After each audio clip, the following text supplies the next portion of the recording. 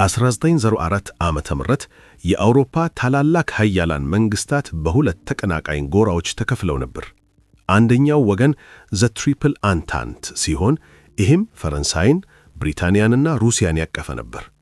እነዚህም ሀገራት አንድ ላይ ያስተሳሰራቸው አዲሱ የአውሮፓ ኃያል መንግስት በሆነችው ጀርመን ላይ የነበራቸው ፍራቻና ጥርጣሬ ነበር። በሌላ በኩል ደግሞ ዘ ትሪፕል አላያንስ አለ። በዚህ ቡድን ውስጥ ያሉት ደግሞ በተቀናቃኞቿ እንደምትከበብ በመስጋት የምትቸነቀው ጀርመን፣ እየተዳከመ ያለውን ግዛቷን ይዛ ለመቆየት የምትጣጣረው ኦስትሮ ሃንጋሪ፣ እንዲሁም በፈረንሳይ ኪሳራ የራሷን ጥቅም ለማግኘት የምትፈልገው ጣሊያን ናቸው። የጦርነቱ ክብሪት የተለኮሰው ሰኔ 28 ቀን በሳራይቮ ከተማ ውስጥ ነበር። የኦስትሮ ሃንጋሪ ዙፋን ወራሽ የነበረው አርችዲዩክ ፍራንዝ ፈርዲናንድ ጋቭሪሎ ፕሪንሲፕ በተባለ የ19 ዓመት ስላቭ ብሔረተኛ ተገደለ። ኦስትሮ ሃንጋሪ በባልካን አካባቢ የምትገኘውን ተቀናቃኟን ሴርቢያን ለገዳዩ እርዳታ አድርገሻል በማለት ከሰሰች። ወዲያውኑም ሴርቢያ ልትቀበለው የሚከብድና ክብርን የሚነካ የመጨረሻ ማስጠንቀቂያ ወይም አልቲሜትም ላከችባት።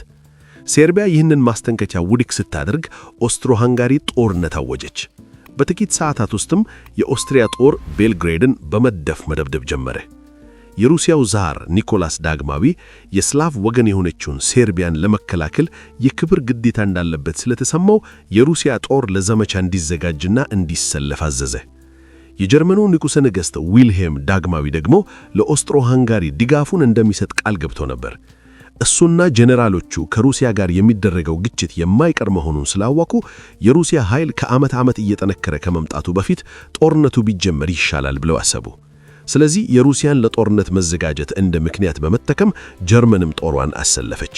ተከትሎም በሩሲያ ላይ ጦርነት አወጀች። ጀርመን ከሩሲያ ጋር ጦርነት መግተም ማለት ከሩሲያ ወዳጅ ከፈረንሳይ ጋር መዋጋት እንደሆነ ጠንቅቃ ታውቅ ነበር። ጀርመን ይህንን በሁለት ግንባር የመታባትን ጦርነት ስጋት ለመከት የሽሊፈን ፕላን የተሳለ ስልት ነድፋ ነበር። ይህም በመጀመሪያ ጦሯ በገለልተኛዋ ቤልጂየም በኩል በፍጥነት አልፎ በፓሪስ አቅራቢያ የሚገኘውን የፈረንሳይን ጦር በመከበና በማጥፋት ፈጣን ድል መቀዳጀት ነው። ከዚያም ጦሯን በምስራቅ በማዞር ግዙፍ ሰራዊቷን ለማሰባሰብ ረጅም ጊዜ የሚፈጅባትን ሩሲያን መግተም ነበር።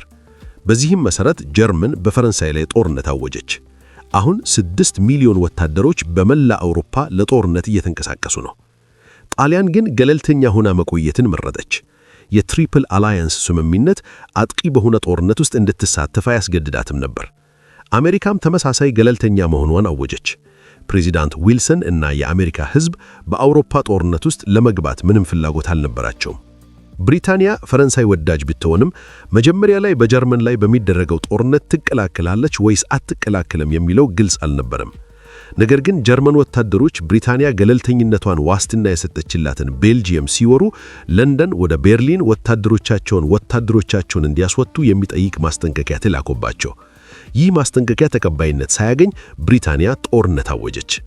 የብሪታንያ ጦር በፈረንሳይ ሲገባ የጀርመን ወራጃ ግን በምሽግት ከተማዋ ሊየጅ በነበረው የቤልጂየም መከላከያ ለወሳኝ ቀናት ዘገየ። የጀርመን ወታደሮች በቤልጂየም ንጹሃን ዜጎች ላይ ብዙ ጭፍጨፋዎችን ፈጸሙ። እነዚህ ግፍና ጭካኔዎች በተባላባዩ ፕሮፓጋንዳ ተጋንነው መቅረባቸው በገለልተኛ ሀገራት በነበረው ሕዝብ አመለካከት በጀርመን ላይ እንዲዞር አደረገ። ፈረንሳይ ስለ ጀርመን ታላቅ የመክበብ ጥቃት መረጃ ስላልነበራት ፕላን 17 የተሰኘውን የማጥቃት ዘመቻ ወደ ጀርመን ግዛት ጀመረች።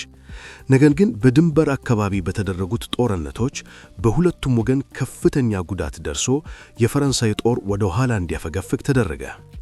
የብሪታንያ ጦርም ሞንስ በተባለ ቦታ ከጀርመን ጦር ጋር ተጋጨ። ነገር ግን የብሪታንያ ጦር በቁጥር እጅግ ያነሰ ስለነበር ብዙም ሳይቆይ ከፈረንሳይ ጦር ጋር በመሆን ማፈግፈግ ጀመረ። የተባበሩት ኃይሎች ከፓሪስ 40 ማይል ርቀት ላይ በሚገኘው የማርን ወንዝ ዳርቻ የሞት ሽረት መከላከያ አደረጉ።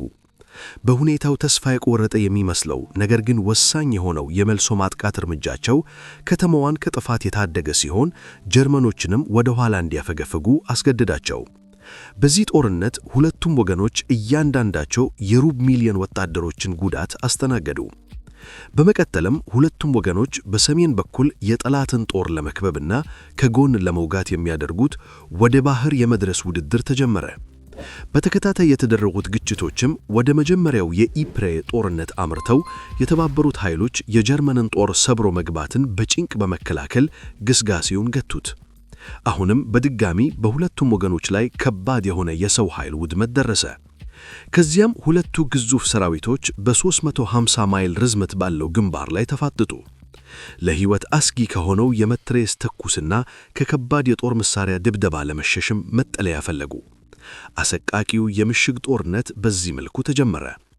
የብሪታንያ የጦር መርከቦች በሄሊጎላንድ ባይት በተደረገው የመጀመሪያው የባህር ላይ ውጊያ 3 የጀርመን መርከቦችን በማስመጥ ድል ተቀዳጁ። ብሪታንያ በዓለም ላይ እጅግ ኃያል የባህር ኃይል ነበራት።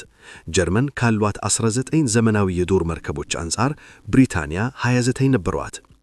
አሁን በጀርመን ላይ የባህር ላይ ማዕቀብ በመጣል ምግቦችን ጨምሮ ሌሎች የኮንትሮባንድ ዕቃዎች በባህር እንዳይገቡላት ዘጉ። የዚህ ዓላማ የጀርመንን ኢኮኖሚ በማዳከም እንድትንበረከክና እጅ እንድትሰጥ ማስገደድ ነበር። ነገር ግን ከሳምንት በኋላ HMS ፓዝፋይንደር የተሰኘችው የብሪታንያ መርከብ በታሪክ አዲስና ገዳይ ለሆነው የጦር መሳሪያ የመጀመሪያዋ ሰለባ ሆነች። ይህም በባህር ሰርጓጅ መርከብ የሚተኮስ ቶርፒዶ ነበር። እነዚህ ዩ-ቦት በመባል የሚታወቁ የጀርመን ባህር ሰርጓጅ መርከቦች በባህር እስከ 9000 ማይል የመጓዝ አቅም ያላቸው ሲሆን ከውሃ በታች ሆነው ሳይታዩ ማጥቃት ብቃት አላቸው። ይህም ለብሪታንያ የባህር ላይ በላይነት አዲስና አስፈሪ ፈተና ይዞ መጣ። በምስራቁ በግንባር የሩሲያ ጦር ወደ ምስራቅ ፕራውሺያ ግዛት ገባ። ነገር ግን በታነንበርግ ጦርነት ወደ አስከፊ ሽንፈት አምርተው ገቡ። በዚህ ጦርነት ጀነራል ቮን ሂንደንበርግና የጦር አዛዡ ኤሪክ ሉደንዶርፍ ይህን ድንቅ የጀርመን ድል በብልሃት መሩ። 90,000 ምርኮኞችን ማረጉ፣ ሙሉ የሩሲያ ጦርንም ደመሰሱ። ሩሲያውያን በኮድ ያልተሸፈኑ ራዲዮ መልእክቶችን በማስተላለፍ ለራሳቸው ሽንፈት አስተዋወቁ። በማዙሪያን ሐይቆች ተገኘው ሁለተኛው ግዙፍ የጀርመን ድል ሩሲያውያንን ወደ ኋላ እንዲያፈገፍጉ አስገደዳቸው። በ6 ሳምንታት ብቻ የሩሲያ ጦር ወደ 1/3 ሚሊዮን የሚጠራ ጉዳት ደረሰበት። ይህ ቢሆን ኦስትሪያ ሃንጋሪ ሰርቢያን ለመውረር ያደረገችው ሙከራ በሰር ጦርነት አሳፋሪ ሽንፈት ጋጠሟት። ኦስትሪያ ሃንጋሪ በሩሲያ ላይ የሰነዘችው ጥቃትም ተመሳሳይ 300,000 በላይ ወታደሮቿን በማጣት በሽንፈትና ማፈግፈግ ተጠላቀቀ። ፕሪሽሚስል ምሽግ ከተማ ተቆርጣ በመቅረቷ በሩሲያውያን ተከበበች። ጀርመኖች ኦስትሪያውያንን ለማዳን ግድ መጣለቅን ስላለባቸው ትኩረትን ለማስቀየር ወደ ዋርሶ ጥቃት ሰነዘዙ። ይህም በፖላንድ ከተማ ሎጅ ዙሪያ ለሳምንታት የዘለቀ ጨካኝና የክረምት ወራት ውጊያ አስከተለ። ሆኖም ግልጽ የሆነ አሸናፊ አልነበረም። በሌላ በኩል የቱርክ ኦቶማን ግዛት የድሮ ጠላቷ በሆነችው በሩሲያ ላይ ጦርነት በማወጅ ማዕከላዊ ኃይሎችን ሴንትራል ፓወርስን ተቀላቀለች። የቱርክ የጦር መርከቦች የሩሲያ ወደቦች የሆኑትን ኦዴሳንን፣ ሴቫስቶፖልን በከባድ መሳሪያ ደበደቡ። በካውካሰስ ደግሞ የሩሲያ ወታደሮች የቱርክን ድንበር አቋርጠው ገቡ። ከአውሮፓ ውጭም ጦርነቱ በዓለም ውቅያኖሶችና በሩቅ የአውሮፓ ቅኝ ግዛቶች ውስጥ ተከታትሎ ነበር። የጀርመን ወታደሮች ድንበር አቋርጠው ወደ ብሪቲሽ ምስራቅ አፍሪካ የአሁኗ ኬንያ በመግባት ታቬታን ተቆጣጠሩ። የተባበሩት ኃይሎች በበኩላቸው የጀርመን ቅኝ ግዛት የነበረችውን ቶጎላንድን የአሁኗ ቶጎ ያዙ። ነገር ግን የጀርመን ካሜሩንን የወረሩት የብሪታንያ ኃይሎች በጋርዋና በንሳና ኮንግ ሽንፈት ገጠማቸው። እንዲሁም በጀርመን ደቡብ ምዕራብ አፍሪካ በአሁኗ ናሚቢያ ጥቃት የሰነዘረው የ3000 ወታደሮች ኃይል በሳንድ ፎንቴይን ተማረከ። ከአንድ ወር በኋላ በታንጋ ያረፈው የብሪታንያ ጦር በኮሎኔል ቮን ሌቶ ቮርቤክ በሚመራው እና በቁጥር እጅግ በሚያንስ የጀርመን ኃይል የደረሰበት ሽንፈት በግርግር ተጠናቀቀ። በጀርመን ጋር የነበረው ግንኙነት የተቋረጠበት ሌቶ ቮን ሌቶ ቮርቤክ በተባበሩት ኃይሎች ላይ እጅግ የተሳካ የደፈጣ ውጊያ ማካሄዱን ቀጠለ። እጅግ በርካታ የጠላት ወታደሮችንም ወትሮ በመያዝ አላላለሳለ። በኤዥያ ጃፓን ከብሪታንያ ጋር የነበራትን የውል ስምምነት በማክበር በጀርመን ላይ ጦርነት አወጀች። የጃፓን ኃይሎችም tsiingtao የሚገኘውን የጀርመን የባህር ናህቢ ታቢያ ተቆጣጠሩ። ሳሞዋና ኒው ጊኒ የተባሉት የጀርመን ቅኝ ግዛቶችም ለኒውዚላንድና ለአውስትራሊያ ወታደሮች እጅ ሰጡ። ነገር ግን በፓሲፊክ ውቅያኖስ ከቺሊ የባህር ዳርቻ ርቅ ብሎ በጀርመናዊው አድሚራል ቮን ስፒ የሚመራው ኃያሉ የምስራቅ ኤዥያ ቡድን በኮሎኔል ጦርነት 2 የብሪታንያ መርከቦችን አሰጠመ። ሁለቱም መርከቦች ከነሙሉ ሰራተኞቻቸውና ወታደሮቻቸው ወደ ባህር ወለድ ወረዱ። ከ5 ሳምንታት በኋላ ግን አድሚራሉ በፋልክላንድ ደሴቶች አካባቢ ከብሪታንያ የባህር ናቪ ጋር ፊት ለፊት ተገጣጠመ። በዚህ ውጊያ ከ5ቱ የጀርመን መርከቦች 4ቱ ሰጠሙ። አድሚራል ቮን ስፒም በዋና መርከቡ ውስጥ ሆኖ አብሮ ሰጠመ። በመካከለኛው ምስራቅ ደግሞ የብሪታንያ ወታደሮች የኦቶማን ወደብ የሆነችውን ባስራን በቁጥጥራቸው ስር አዋሉ። በዚህም ለብሪታንያ የጦር መርከቦች ወሳኝ የሆነውን የፓርስን ነዳጅ አቅርቦት መስመር አስጠበቁ። በዚያውም ክምረት የኦስትሪያ ወታደሮች በመጨረሻ ቤልግሬድን ተቆጣጠሩ። ነገር ግን ሰርቦች መልሶ ማጥቃት በመሰንዘር አሁንም በድጋሚ ወደ ኋላ እንዲሸሹ አደረጋቸው። በሰርቢያ የተደረገው ይህ ጦርነት በሁለቱም ወገን የእያንዳንዱ ወደ 200,000 የሚጠጉ ወታደሮችን ዋጋ አስከፍቷል። በሰሜን ባህር የጀርመን የጦር መርከቦች በእንግሊዝ የባህር ዳርቻ ከተሞች ላይ ፈጣንና ድንገት ጥቃት ሰነዘሉ። ሃርትልፑል፣ ዊትቢ እና ስካርቦሮ የተባሉትን ከተሞች በመደብደብ ደባደቡና ከ100 በላይ ንጹሐን ዜጎችንም ገደሉ። በምዕራቡ ግንባር ፈረንሳዮች በጀርመን መከላከያ መስመሮች ላይ የመጀመሪያውንና ትልቁን የማጥቃት ዘመቻ ጀመሩ። ነገር ግን የመጀመሪያው የሻምፓኝ ጦርነት 90,000 ወታደሮችን መስዋዕትነት አስከፍሎ የተገኘው ድል ግን እዚህ ግባ በሚል አልነበረም። በካውካሰስ በኩል በክምረት አጋምች መተራዎች መካከል የተደረገው የኦቶማን ማጥቃት ዘመቻ በሳሪ ካሚሽ ከፍተኛ ጥፋት አስተናግዷል። የቱርክ ወታደሮች ጉዳት ድምር 60,000 ሲደርስ፣ እነዚሁም ብዙዎቹ በብርድ ለክተው የሞቱ ነበሩ።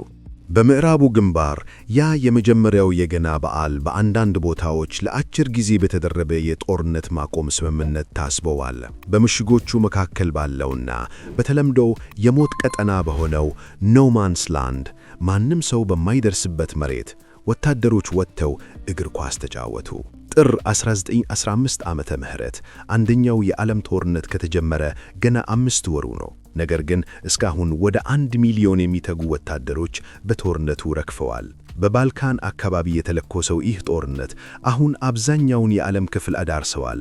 ማዕከላዊ ኃይሎች ሴንትራል ፓወርስ የሚባሉት ጀርመን፣ ኦስትሮ ሃንጋሪና የኦቶማን ግዛት፣ የተባበሩት ኃይሎች አላይስ ከሚባሉት ብሪታንያ፣ ፈረንሳይ፣ ሩሲያ፣ ሰርቢያና ሞንቴኔግሮ፣ ቤልጂየም እንዲሁም ጃፓን ጋር ፊት ለፊት ተፋጥፈዋል። በፖላንድና በባልቲክ አካባቢዎች የሩሲያ ጦር ተከታታይና ከባድ ሽንፈቶችን አስተናግደዋል። ያም ሆኖ ግን ከጀርመንና ከኦስትሮ ሃንጋሪ ኃይሎች ጋር የሚያደርገውን ውጊያ እንደቀጠለ ነው። የኦስትሮ ሃንጋሪ ወታደሮችን በበኩላቸው ከፍተኛ የሰው ኃይል ውድመት ደርሶባቸዋል።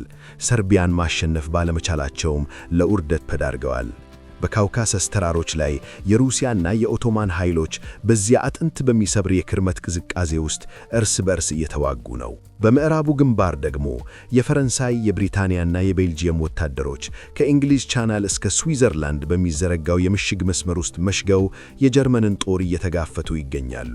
ጀርመን በዓለም የመጀመሪያው የሆነውን ስትራቴጂካዊ የቦምብ ጥቃት ዘመቻ አካል አድርጋ ዜፕሊን በመባል የሚታወቁትን 2 ግዙፍ የአየር መርከቦች ብሪታንያን እንዲደበደቡ ላከች። እነዚህ የአየር መርከቦች ኪንግስሊን እና ግሬት ያርማውዝ የተሰኙትን ወደቦች በመደብደብ በቤቶች ላይ ጉዳት አደረሱ። 4 ንጹሐን ዜጎችንም ገደሉ። በባህር ላይ በዶገር ባንክ በተደረገው ጦርነት የብሪታንያ የባህር ኃይል አንዲት የጀርመን መርከብን አሰጠመ። ነገር ግን የተቀረው የጀርመን ቡድን አመልጦ ጠፋ። ብሪታንያ በባህር ላይ ያላት የበላይነት በጀርመን ላይ የባህር ማዕቀብ እንድትጥል አስችላታል። ይህም ምግብን ጨምሮ ለሕይወት አስፈላጊ የሆኑ አቅርቦቶች በባህር በኩል እንዳይገቡ አገደ ነበር። ጀርመን አሁን የራሷን ማዕቀብ በመጣል አጸፋ እርምጃ ወሰደች። በብሪታንያ ደሴቶች ዙሪያ የሚገኘውን ውሃ የጦርነት ቀጠና መሆኑን አወጀች። በዚህ ቀጠና ውስጥ የእርሷ የባህር ሰርጓጅ መርከቦች ዩ-ቦትስ የተባሉት የተባበሩት ኃይሎችን የንግድ መርከቦች ያለምንም ማስጠንቀቂያ ያጠቋሉ። ብሪታንያ ሕዝቦቿን ለመመገብ ከውጪ በሚገባ ምግብ ላይ ጥገኛ ናት። ስለዚህ የጀርመን ዕቅድ ብሪታንያን በረሃብ በመቅጣት እጅ እንድትሰጥ ማስገደድ ነው። በምስራቁ ግንባር የጀርመናዊው ፊልድ ማርሻል ቮን ሂንደንበርግ የክርመት ማጥቃት ዘመቻ ጀመሩ። በሁለተኛው የማዙሪያን ሐይቆች ጦርነትም በሩሲያ ጦር ላይ ሌላ አሰቃይ ሽንፈት አደረሱ።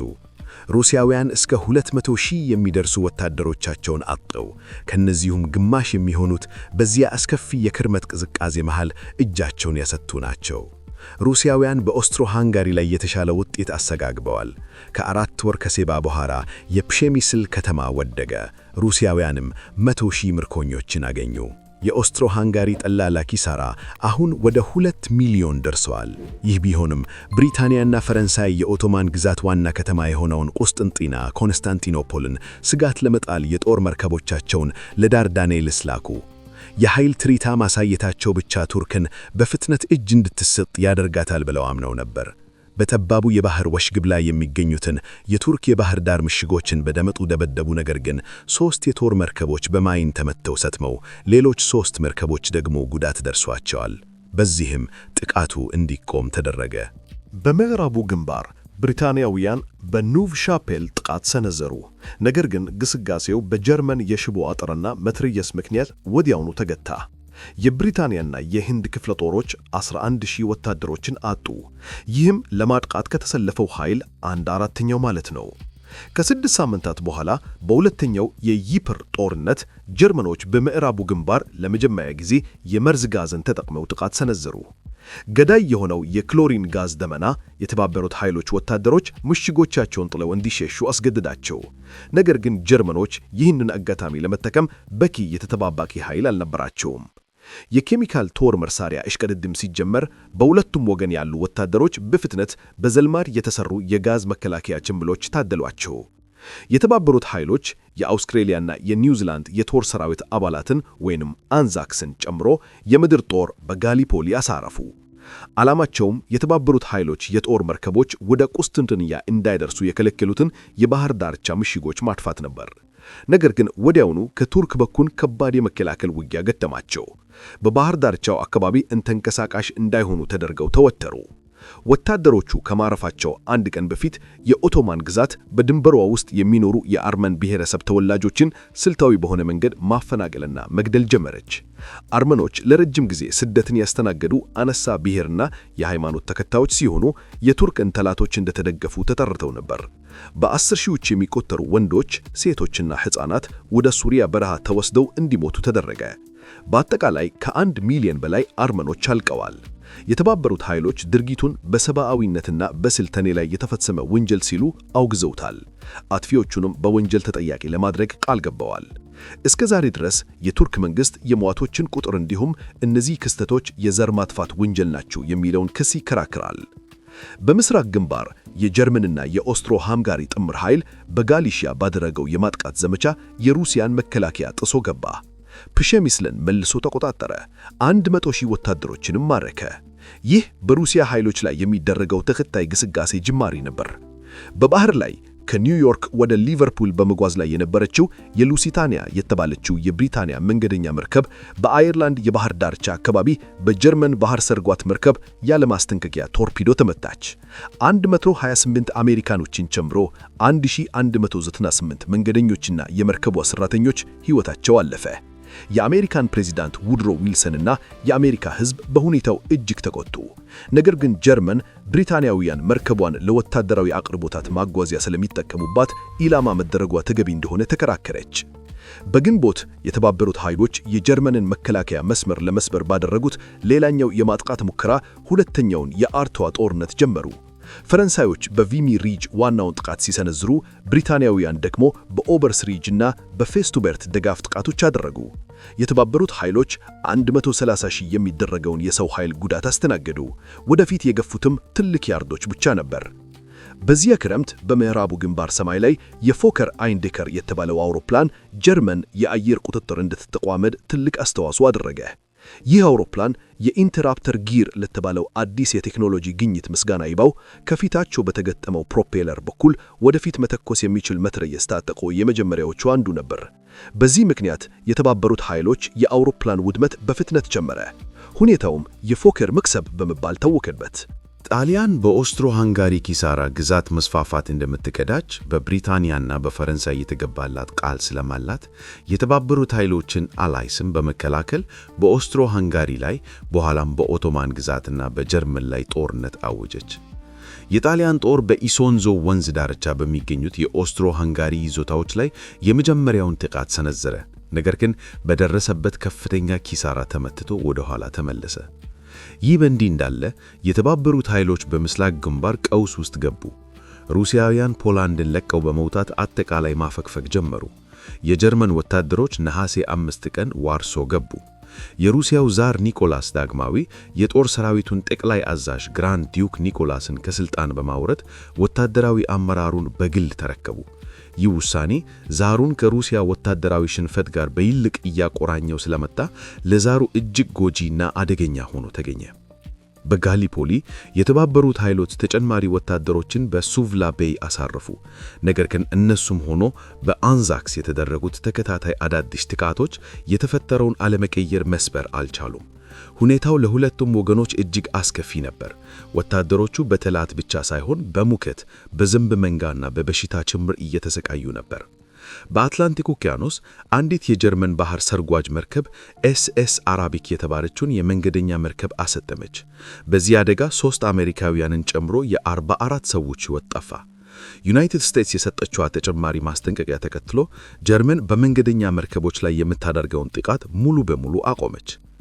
በምዕራቡ ግንባር የተባበሩት ኃይሎች በሩሲያ ወዳጃቸው ላይ የደረሰውን ጫና ለማቀላለል እና በጀርመንን ግንባር ለመስበር በማሰብ እስካሁን በጦርነቱ ያላደረጉት ግዙፍ የማጥቃት ዘመቻ ጀመሩ።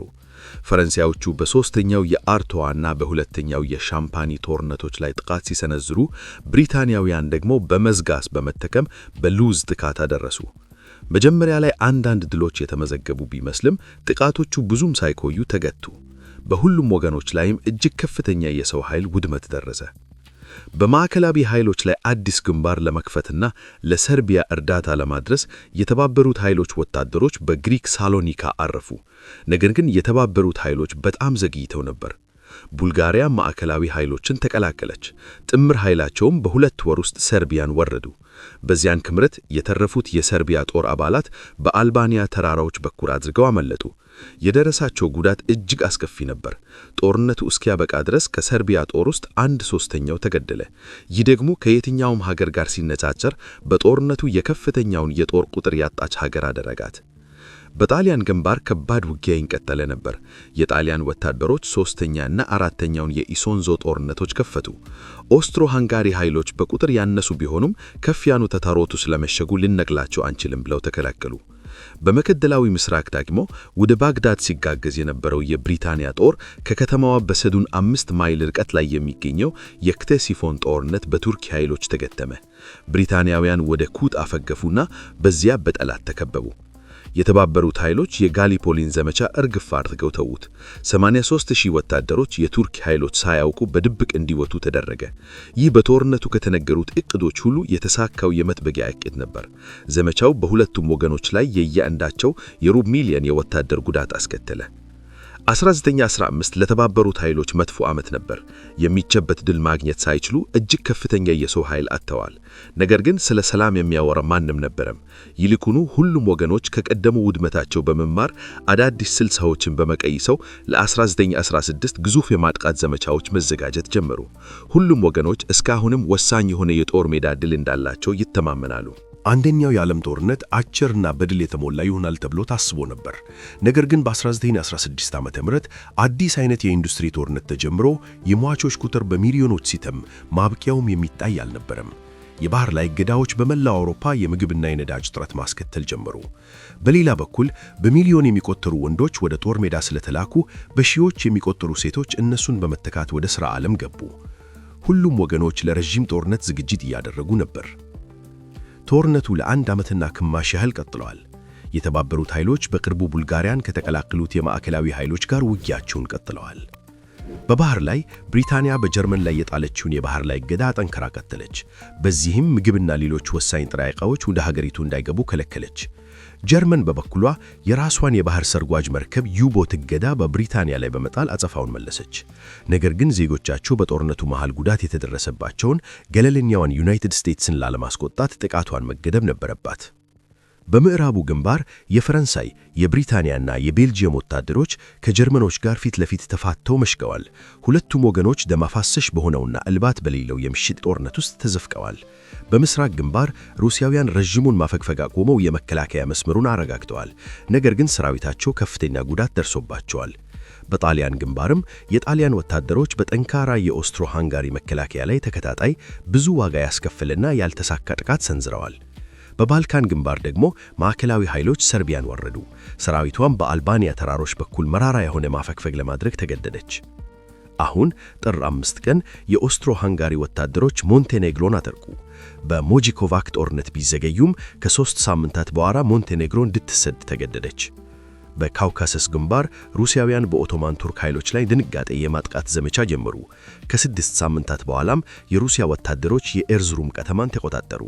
በሚያዝያ ወር ደግሞ በጥቁር ባህር የምትገኘውን የትሬቢዞንድ ወደብ ያዙ። ይህ በእንዲህ እንዳለ ብሪታንያዎች 2 ሞተር ጀልታዎችን ወደ አፍሪካ ታንጋኒካ ሐይቅ አጓጓዙ። በባህርና በብስ ላይ 10,000 ማይል ከተጓዙ በኋላ በመጨረሻ እዚያው ደረሱ። ብሪታንያ በአካባቢው ከነበሩት የጀርመን ኃይሎች ስትራቴጂካዊ ጠቀሜታ ያለውን ሐይቅ እንድትቆጣጠርም አገዙ። በዚሁም ወር በጀርመን ካሜሩን በሞራ ተራራ ላይ በ16 ወር ተከበው የነበሩት የጀርመን ወታደሮች በመጨረሻ ለተባበሩት ኃይሎች እጅ ሰጡ። ይህም የካሜሩን ዘመቻ ማብቂያ ሆነ። በምዕራቡ ግንባር ጀርመኖች ቨርደን በተባለች የፈረንሳይ ምሽግ ከተማ ላይ አውዳሚ የሆነ ጥቃት ሰንዘሩ።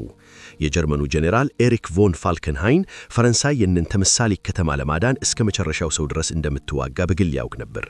በራሱ አነጋገር የእቅዱ ዓላማ ፈረንሳይ ይህንን ከተማ ለመከላከል ስትል ደሟን ተምጣ እስክትሞት ድረስ ማድማት ነው።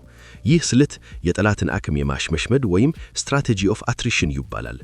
ቨርደን በጦርነቱ ታሪክ እጅግ አስፈሪው ከሆኑት ውጊያዎች ውስጥ አንዱ ሆነች። እንደ አንድ ግንጅ እንደሆነ መሽን ወደ ግንባሩ የሚገባው የወታደር ጓድ ልክ እንደገባ ወዲያውኑ ይፈጭና ያልቅ ነበር። በብሪታንያ 1 ሚሊዮን የሚቆጠሩ ሰዎች በፈቃደኝነት ለውትድርና ተመዝግበው ነበር። ነገር ግን መንግስት ይህ ቁጥር በቂ እንዳልሆነ ተረዳ።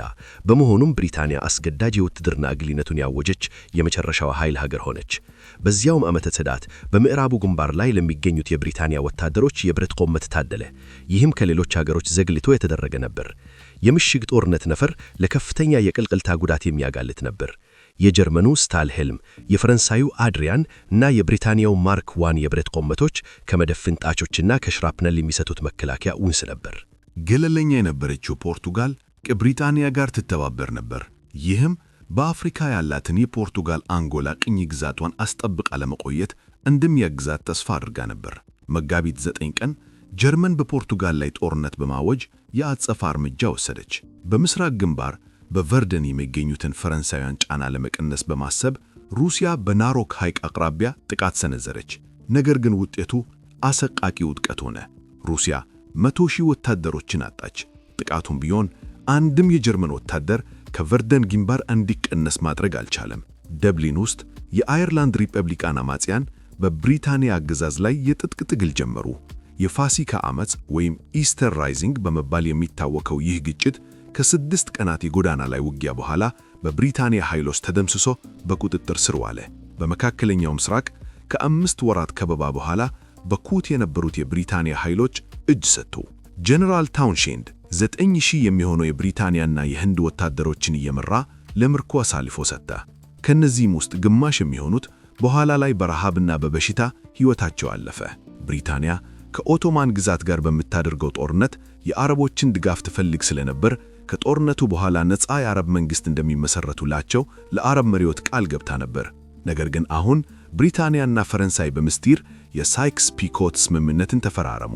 በዚህም መሰረት ከጦርነቱ በኋላ መካከለኛውን ምስራቅን በብሪታንያና በፈረንሳይ የቁጥጥር ከተማዎች ስር ለመከፋፈል አቀዱ።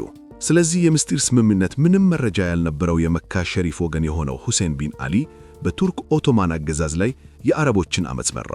በመካ ጦርነትም ኃይሎቹ ቅድስት ከተማዋን ተቆጣጠሩ። በጣሊያን ግንባር የኦስትሮ ሃንጋሪ ኃይሎች በአሲያጎ ላይ ድንገተኛ ጥቃት ሰነዘሩ። የጣሊያን መከላከያ ተሰበረ። የኦስትሮ ሃንጋሪ ወታደሮችም መከላከያውን ጥሰው ወደ ሰሜን ጣሊያን ለመግባት ተቃረቡ። በዚያው ወር በሰሜን ባህር የጀርመን የባህር ኃይል ከብሪታንያ ታላቅ የባህር ኃይል ጋር በጁትላንድ ጦርነት ተጋጨ።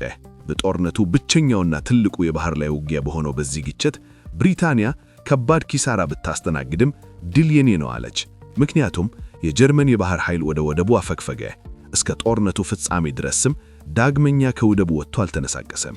ለ2016 ዓመተ ምህረት ክረምት የተባበሩት ኃይሎች በማዕከለኛ ኃይሎች ላይ ከምስራቅና ከምዕራብ አቅጣጫዎች በዘመቻ ተናድበው ግዙፍና ተደራራቢ ጥቃት ለማድረስ አቅደው ነበር።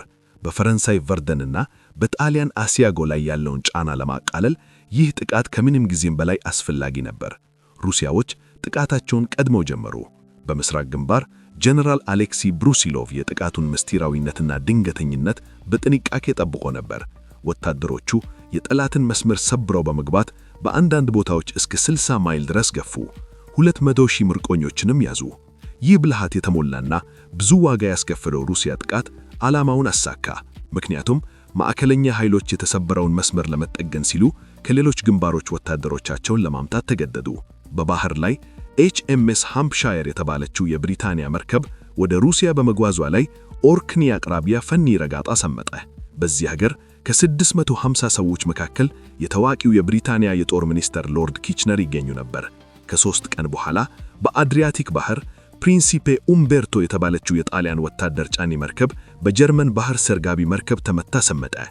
1900 ሰዎችን መክተፍ ይህ ሀገር በጦርነቱ በባህር ላይ ከደረሱት ሁሉ እጅግ አስከፊ ሆኖ ተመዝግቧል። በምዕራቡ ግንባር ብሪታንያና ፈረንሳይ የሶም ጦርነት የተባለውን የክረምት ወራት ግዙፍ የማጥቃት ዘመቻ ጀመሩ። የጀርመንን መከላከያ ሰብረው ለመግባት የነበራቸው ተስፋ እጅግ ኃይለኛ ነበር። ነገር ግን የመጀመሪያው ቀን በአሳዛኝነት ተጠናቀቀ። የተባበሩት ኃይሎች ያዘነቡት ረጅም መደብ ድብደባ የጀርመንን መከላከያ ማፍራስ አልቻለም። እንዲሁም ወደ ኖማንስ ላንድ እየተመሙ የነበሩት የብሪታንያ አገራኝ ወታደሮች በመትሪያስ ቱየታ ተጨፈጨፉ። በጥቂት ሰዓቶች ውስጥ ብቻ ብሪታንያ 57,000 ወታደሮቿን አጣች። ከነዚህም ውስጥ 1/3ኛው የተገደሉ ነበሩ። ይህ ቀን የብሪታንያ የጦር ሰራዊት ታሪክ እጅግ አስከፊው ቀን ሆኖ ተመዝግቧል። ያም ሆነ ተጨማሪ ጥቃቶች እንዲሰነዘሩ ትዕዛዝ ተላለፈ። ጦርነቱም ለተጨማሪ 5 ወራት ቀጠለ። በሩሲያ ግስጋሴ ልቧ የሸፈተችው ሮማንያ የተባበሩት ኃይሎችን ተቀላቀለች። ወደ ትራንሲልቬኒያ ያደረገችው አንደኛው ግስጋሴ ስኬታማ ይመስል ነበር፣ ግን ወዲያውኑ ከጀርመን ከቡልጋሪያና ከኦስትሮ ሃንጋሪ ኃይሎች በሰነዘረባት መለሳ ጥቃት ተመታች። በሳሎኒካ የሚገኘው የተባበሩት ኃይሎች ጦር ወደ ሞናስቲር የራሱን ጥቃት በመክፈት ሮማንያን ለማገዝ ሞከረ። የሰርቢያ ወታደሮች ግንባር ቀድሞ በመሰለፍ በዚህ ዘመቻ ጥቂት መሬት ማስለቀቅ ቢችሉም የቡልጋሪያ ጠንካራ መከላከያ ግንባሩን እንዳይሰበር አገደው። በምዕራቡ ግንባር ጀነራል ቮን ፋልከንሃይን በቨርደን ላይ ሲያደርግ የነበረውን ጥቃት በይፋው አቆመ። የፈረንሳይ ጦር አዛዡ ጀነራል ኒቬል ያላልፉም ሲል የገባውን ቃል ጠበቀ። ነገር ግን ይህ ግል የተገኘው እጅግ በሚዘገን ዋጋ ነበር። 365,000 ጉዳቶችን አስተናግደዋል። ጀርመኖችም ከዚህ ባልነሰ ቁጥር ወታደሮቻቸውን አጡ። ቨርደን በሰው ልጅ ታሪክ እጅግ በደም አፋጭ የሆኑ ጦርነቶች ውስጥ አንዱ ተቆሟል። ቨርደን ላይ ለደረሰው ሽንፈት ቮን ፋልከንሃይን ከስልጣኑ ተባረረ። የምስራቁ ጀርመን ጀግኖች የሆኑት ቮን ሂንደንበርግና ሉደንዶርፍ የምዕራቡን ግንባር አመራር ተረከቡ። ይህ ቢሆንም የሶም ጦርነት እንደቀጠለ ነበር። ፍሌርስ በተባለችው መንደር አቅራቢያ ብሪታንያዎች የምሽግ ጦርነቱን አለመቀየር ዴድሎክ ይሰብራል ብለው ተስፋ ያደረጉትን አዲስ የጦር መሳሪያ አስተዋወቁ። ይህም ታንክ ነበር። እንግዲህም አንዳንድ ትናንሽ ስኬቶችን ማስመዝገብ ከቻሉም መጀመሪያዎቹ ታንኮች በቁጥር በጣም ትንሽ ስለሆኑ እንዲሁም ለሜካኒካል ብልሻት ተጋለጡ ስለነበሩ ተጨባጭ የሆነ ለውጥ ማምጣት አልቻሉም። በምስራቅ ግንባር የሩሲያው የብሩሲሎቭ የማጥቃት ዘመቻ ፍጻሜውን አገኘ። የጉዳት መጠኑ ግምት ቢለያይም ሁለቱም ወገኖች እጅግ አስከፊ ኪሳራ እንደደረሰባቸው ግልጽ ነው። የሩሲያም ሆነ የኦስትሮ ሃንጋሪ ጦር ከዚህ በኋላ ሙሉ በሙሉ ማገገም አልቻሉም። በጣሊያን ግንባር ግን የጣሊያን ኃይሎች በኢሶንዞ ወንዝ ዳርቻ በሚገኙ የኦስትሮ ሃንጋሪ ይዞታዎች ላይ ተደጋጋሚና ብዙ ዋጋ ያስከፈለ ጥቃት በመሰንዘራቸው በመኸር ወራት ሁሉ ከባድ ውጊያ ሲካሄድ ሰነበተ። የሶም ጦርነት በመኸር ዝናብና ጭቃ ውስጥ ሆኖ ተጠናቀቀ። የተባበሩት ኃይሎች 6,000 ወታደሮቻቸውን በመግበር 10 ማይሎችን ብቻ ወደፊት ተጉዞ ነበር። የጀርመን ኪሳራ ወደ 450,000 ይጠጋ ነበር።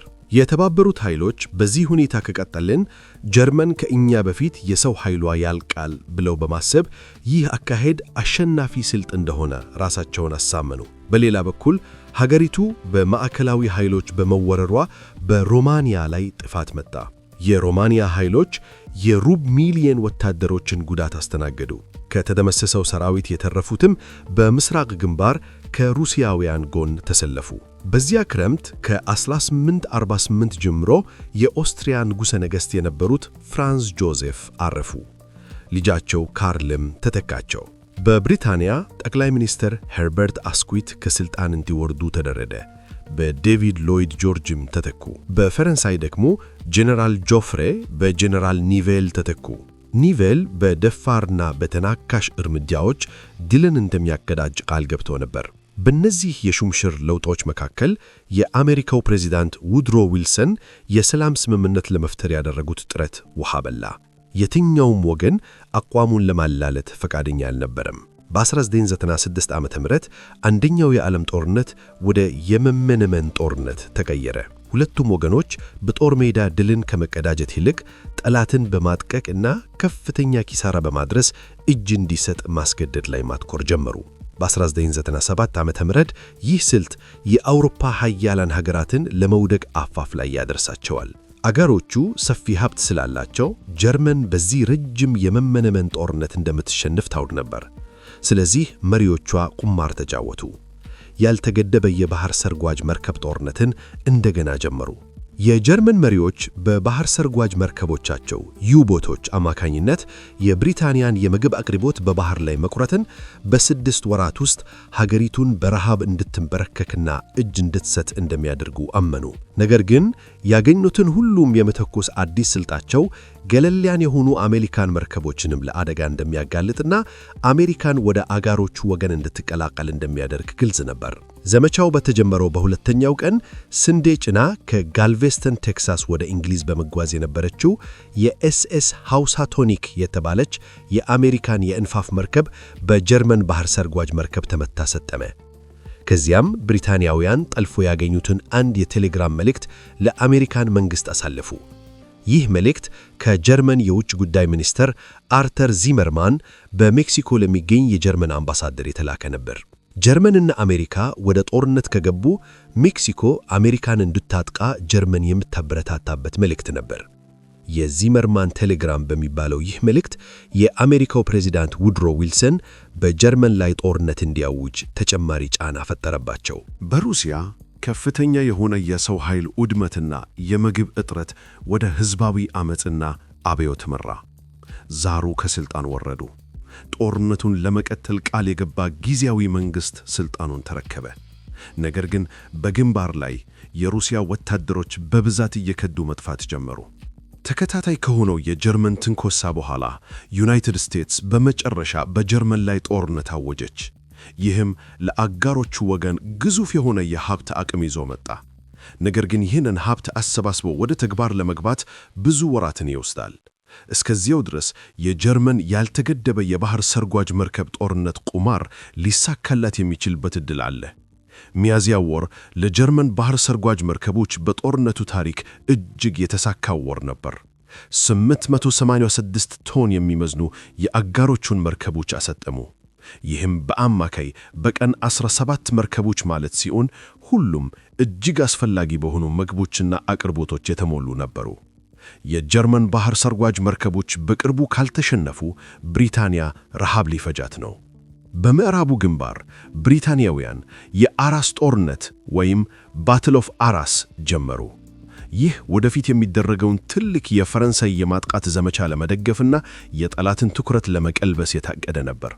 ከከባድ ውጊያ በኋላ የካናዳ ወታደሮች ከፍተኛ ቦታ ላይ የሚገኘውን ቪሚ ሪጅ ተቆጣጠሩ። ይህ ለአጋሮቹ የተወሰነ ድል ቢሆንም 150,000 ወታደሮችን ሲያሳጧቸው፣ በጀርመን በኩል ደግሞ 130,000 ጉዳት ደረሰ።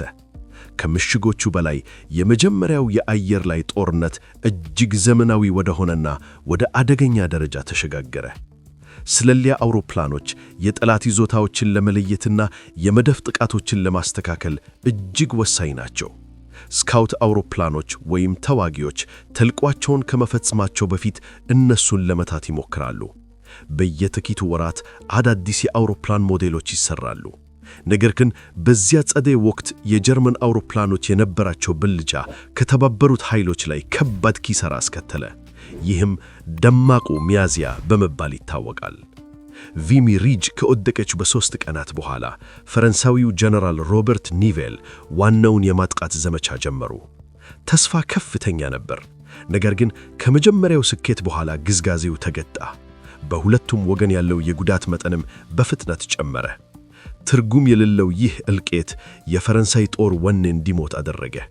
ሙሉ የጦር ክፍሎች በማመዝ ለማጥቃት እምቢ አሉ። ጀነራል ኒቬል ከፈረንሳይ ዋና አዛዥነት ተነሱ። በምታቸውም የቨርደን ጀግና የሆኑት ጀነራል ፔታን ተሸወሙ። እሳቸውም ዳግመኛ እንደዚህ ያለ ራስን ማስመሷት እንደማይኖር ቃል ገቡ። በዚያው ክረምት ሜሲን ሶፊጅ ላይ ብሪታንያውያን የጀርመን መስመሮች በታች ዋሻ በመክፈር በጠላት ይዞታ ስር የተመቱ 19 ግዙፍ ፈናኒዎችን አፈጠኑ። ይህም በታሪክ እስካሁን ድረስ በሰው እጅ የተፈጠረ ትልቁ ፍንዳቴ ነው። ለብልህናውና ለአካባቢው የብሪታንያ ድል መንገድ ጠረገ። ግሪክ ላይ ገለልነትን የሚመርጡት ንጉሥ ኮንስታንቲን ከሥልጣን እንዲወረዱ ተገደዱ። ግሪክም የተባበሩት ኃይሎችን ተቀለሰች። የሩሲያ ጊዜያዊ መንግሥት አዲስ ጥቃት እንዲሰነዛ አዘዘ። ነገር ግን የሐምሌው ማጥቃት ዘመቻ አስከፊ ውደቀ ሆነ። የሩሲያ ጦር ወኔና ሥነ ሥርዓት ተሞጦ ነበር። እንዲከነግልበት ይጣመን አልቻለም። የማዕከላዊ ኃይሎች መለስ ማጥቃትም ያለምንም ተቃውሞ እያለፈ ነበር። በባህር ላይ የተባበሩት ኃይሎች የንግድ መርከቦቻቸውን በቡድን ማድረጃትና በባህር ኃይል ታጅበው እንዲጓዙ አደረጉ። ይህ አዲስ አሰራር የኪሳራው መጠን ቀስ በቀስ እንዲቀንስ አደረገ። በባህር ሰርጓጅ መርከብ ጦርነት ውስጥ የነበረው የብልጫ ሚዛን መቀያየር ጀመረ። በጀርመን ውስጥ በጦርነቱ ላይ ያለው ቅሬታ እያደገ ሲሄድ የጀርመን ፓርላማ ወይም ራይችስታግ የመገባባትና የእርቅ ሰላም የሚጠይቅ የሰላም ውሳኔ አሳነፈ። ነገር ግን አሁን ሀገሪቱን እንደ ወታደራዊ አምባገነን እየመራ ያለው የጀርመን ከፍተኛ የጦር አዛዥ ክፍል ይህንን ውሳኔ ችላ አለው። ቤልጂየም ውስጥ ብሪታንያውያን የ1917 ዓ.ም ዋና የማጥቃት ዘመቻ ጀመሩ። ይህም ሦስተኛው የይፕረ ጦርነት ነው። ይህ ጦርነት ፓስቻንዳል ተብሎ ይታወሳል። ከባድ የመድፍ ድብደባ፣ ዝናብና የተሰባበሩ የመስኖ ቦዮች የጦር ሜዳውን ወደ ጭቃ ባህር ለወጡት። በእነዚህ የማይቻሉ ሁኔታዎች ውስጥ ጠላትን ጥሶ የመግባት ተስፋ ሁሉ በፍጥነት ጠፋ። ጥቃቱ ከ3 ወራት በኋላ ተቋረጠ። በዚያን ጊዜ ብሪታንያውያን 240,000፣ ጀርመኖች ደግሞ 200,000 ወታደሮችን አጥተው ነበር። በጣሊያን ግንባር በ11ኛው የኢሶንዞ ጦርነት የጣሊያንና የኦስትሮ ሃንጋሪ ኃይሎች እስኪዘለፍለፉ ድረስ እርስ በርስ ተወጋጉ። ጣሊያን 150,000፣ ኦስትሮ ሃንጋሪ ደግሞ 100,000 ወታደሮችን አጡ። በዚያው ዓመት በ1917 የተባበሩት ኃይሎች ዝርዝር አደገ። ብራዚል፣ ላይቤሪያ፣ ቻይና እና ሲያም ሁሉም በጀርመን ላይ ጦርነት አወጁ። ይህ የሆነው በጀርመን የባህር ሰርጓጅ መርከብ ጥቃት ምክንያት ወይም ደግሞ ከተባበሩት ኃይሎች ጋር ወዳጅነት ለመፍጠር ብለው ነበር። ቻይና በአውሮፓ በመካከለኛው ምስራቅና በኤዥያ ለተባበሩት ኃይሎች የሚሰጡ በሺዎች የሚቆጠሩ ሰራተኞችን አበርክታለች። በዚያው ዓመት በመካከለኛው ምስራቅ የብሪታንያ ኃይሎች ኦቶማን ቱርኮችን በማሸነፍ እና ባግዳድን በመያዝ በ1916 ዓ.ም በኩት የደረሰባቸውን ውርደት ተበቀሉ። በግብፅ የነበሩት የብሪታንያ ኃይሎች የሲናን በረሃ አቋርጠው ገሰገሱ። ነገር ግን በመጀመሪያውና በሁለተኛው የጋዛ ጦርነቶች በኦቶማን ኃይሎች ተመተው ወደ ኋላ ተመለሱ። በሐምሌ ወር ውስጥ የአረብ አማጽያን ስትራቴጂካዊ ጠቀሜታ ያላቸውን የኦቶማን ወደብ አቃባን ተቆጣጠሩ። በዚህ ዘመቻ ሎረንስ ኦፍ አራቢያ በሚል የሚታወቀው የብሪታንያ ወታደራዊ አማካሪ ካፕቴን ቲኢ ሎረንስ አብረዋቸው ነበር። በዚያው መኸር ወቅት ውስጥ የብሪታንያ ውጭ ጉዳይ ሚኒስትር አርቱር ባልፎር የባልፎር መግለጫን አወጡ። በዚህም አይሁዶች በፓለስቲና ውስጥ የራሳቸው መኖሪያ ሀገር እንዲመሰረቱ ድጋፋቸውን ገለጹ። ዓላማው የአይሁዶችን ድጋፍ ለተባበሩት ኃይሎች ማሰብሰብ ነበር። ነገር ግን መግለጫው ለአረብ መሪዎች ከተገባው ቃል ጋር ይጋዛ ነበር። በጥቅምት ወር ውስጥ ብሪታንያውያን በመጨረሻ ጋዛ ላይ ድል ተቀዳጁ። ይህም ወደ ፓለስቲና ለመግባት መንገዱን ከፈተውላቸው። ከ6 ሳምንታት በኋላ ጄኔራል አለንቢ የብሪታንያ ወታደሮችን በመምራት ኢየሩሳሌም ገቡ እና 400 ዓመትን የኦቶማን አገዛዝን አከተሙ። የሩሲያ ጦር በተመሳሳችነት ውስጥ ስለነበር ጀርመን ወታደሮቿን ከምስራቅ ወደ ጣሊያን ግንባር ማዛወር ቻለች። በካፖሬቶ ጦርነት እነዚህ የጀርመን ኃይሎች የጣሊያንን ጦር ሰብሮ ለመግባት አገዙ። 70 ማይል ያህልም ወደፊት መክፈታቸው የሩብ ሚሊዮን ወታደሮችን ማረካቸውን አስጀመረ። በምስራቁ ግንባር እጅግ በጣም አስፈላጊ የነበሩት የብሪታንያና የፈረንሳይ ክፍለ ጦሮች ይህንን ግንባር ለመደገፍና የመከላከያ መስመሩን ለማጠናከር ሲባል ቦታቸውን ለመከከት ተገደዱ። ሩሲያ ውስጥ ሁለተኛው አብዮት የሌኒንን የቦልሸቪክ ፓርቲ ወደ ስልጣን አመጣ። ሌኒን ሩሲያ በጦርነቱ ላይ ያላትን ተሳትፎ ለማቆም ቆርሞ ተነሳ። በፈረንሳይም ደግሞ ጆርጅ ክሌመንሶ ጠቅላይ ሚኒስትር ሆኖ ተሸወሙ። ነብሩ የሚለውን ቅጽል ስም የተሰጡት እነዚህን ሰዎች ቶታል ዎር ወይም አጠቃላይ ጦርነት አውጀው ፍጹም ድል እንደሚያቀዳጁ ቃል ገቡ። ነገር ግን በ1917 ዓ.ም ግማሽ የነበሩት የተባበሩት ኃይሎች ለመጨረሻው ድል እርግጠኛ ይመስል ነበር። ሩሲያ መዋጋቷን አቁማለች። ፈረንሳይ ጦርነት ከአመጽ እያገገበ ነው። የጣሊያን ግንባር ሊፈራጥ ተቃርቧል። የአሜሪካ ኃይል ደርሶ ያግዛል የሚለው ተስፋ ደግሞ እስቲ አሁኑ በደን በጣም ያለራቀ ነው።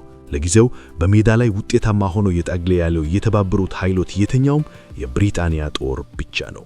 ስለዚህ ብሪታንያውያን በካምብራይ ጥቃት ሰነዘሩ። ይህም በታሪክ የመጀመሪያው በታንክ ታግዞ የተደረገ ግዙፍ የማጥቃት ዘመቻ ነው። በመጀመሪያው ቀን ወደ 400 የሚጠጉ ታንኮች የጦር ግንባር ቀድሞ በመምራት በጀርመን መከላከያ ውስጥ ለበርካታ ማይሎች የሚዘልቅ ግስጋሴ ያደረጉ። ነገር ግን ታንኮቹ የተበላሹ ወይም የተመቱ ከጥቅም ውጪ ሲሆኑ ጀርመኖች ተጨማሪ ኃይል በፍጥነት አስገቡ። የተገኘውም ድል መልሶ ተቀለበሰ። ፊንላንድ ከሩሲያ ተገነጥላ ነፃነቷን አወጀች። በሩሲያ መውደቅ ምክንያት ብቻዋን የተነጠለችው ሮማኒያ ከማዕከላዊ ኃይሎች ጋር የጦርነት ማቆሚያ ስምምነት ተፈራረመች። ከ6 ቀናት በኋላም ሩሲያ በተመሳሳይ የጦርነት ማቆሚያ ስምምነት ፈረመች። የተባበሩት ኃይሎች የምስራቅ ግንባር ከዚህ በኋላ አክትመውለታል።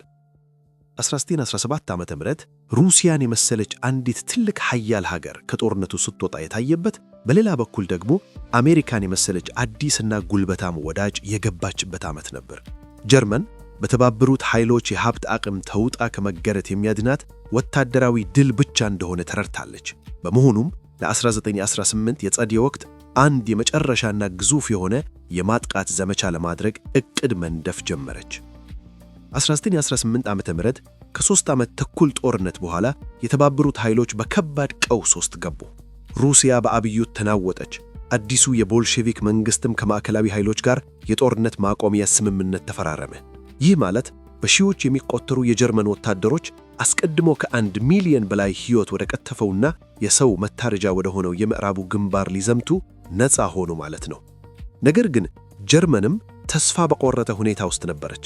የብሪታንያ ረጅም የባህር ላይ እገዳ በሀገር ውስጥ እጥረትና ሕዝባዊ ዓመፅ አስከትሏል። በሌላ በኩል አሜሪካ ወደ ጦርነቱ መግባት ለተባበሩት ኃይሎች አዲስ የሰው ኃይልና ግዙፍ ሀብት ይዞ መጣ። ጀርመን በምዕራቡ ግንባር ፈጣን ድል ካላገኘች በስተቀር ሽንፈት እንደማይቀራት አወቀች። የአሜሪካው ፕሬዝዳንት ዊልሰን 14ቱ ነጥቦች የተሰኘውን መርህ ይፋ አደረጉ። ይህም ከጦርነቱ በኋላ ዓለም ምን መምሰል እንዳለበት የእሳቸውን ራዕይ የሚያሳይ ነበር። ከነጥቦቹም መካከል የምስጢር ውሎች መቅረት፣ የጦር ኃይሎች መቀነስ፣ ለአውስትሮ ሃንጋሪ ግዛት ሕዝቦች የራስን ዕድል በራስ መወሰን መብት መስጠትና የወደፊት ግጭቶች የሚፈታ ዓለም አቀፍ ድርጅት ማቋቋም የሚሉት ይገኛሉ። ነገር ግን አብዛኞቹ አውሮፓ መሪዎች እነዚህን ሐሳቦች የማይጨበት ምኞት ብለው ውድቅ አደረጓቸው። በብሬስት ሊቶቪስክ ቦልሼቪክ ሩሲያ ከማዕከላዊ ኃይሎች ጋር የሰላም ስምምነት ፈራረመች። ሩሲያ ለሰላም ስትል ሰፊ ግዛቷን አሳልፋ ሰጠች። አሁን ግማሽ ሚሊዮን የጀርመን ወታደሮች ከምስራቁ ወደ ምዕራቡ ግንባር መዞር ቻሉ ማለት ነው። እዚያም የጀርመኑ ጄኔራል ኤሪክ ሉደንዶርፍ ጦርነቱን ለማሸነፍ የመጨረሻና የሞት ሽረት የሆነ ግዙፍ የማጥቃት ዘመቻ አቅዶ ነበር።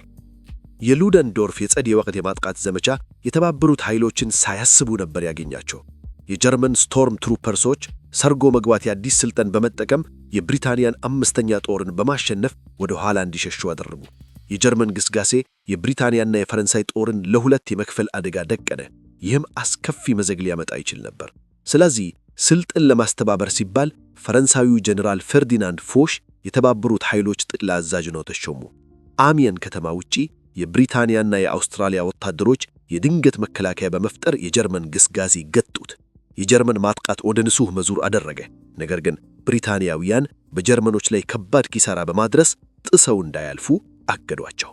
ከመሽጎቹ በላይ የመጀመሪያው የአየር ላይ ጦርነት እየተባባሰ ቀጠለ።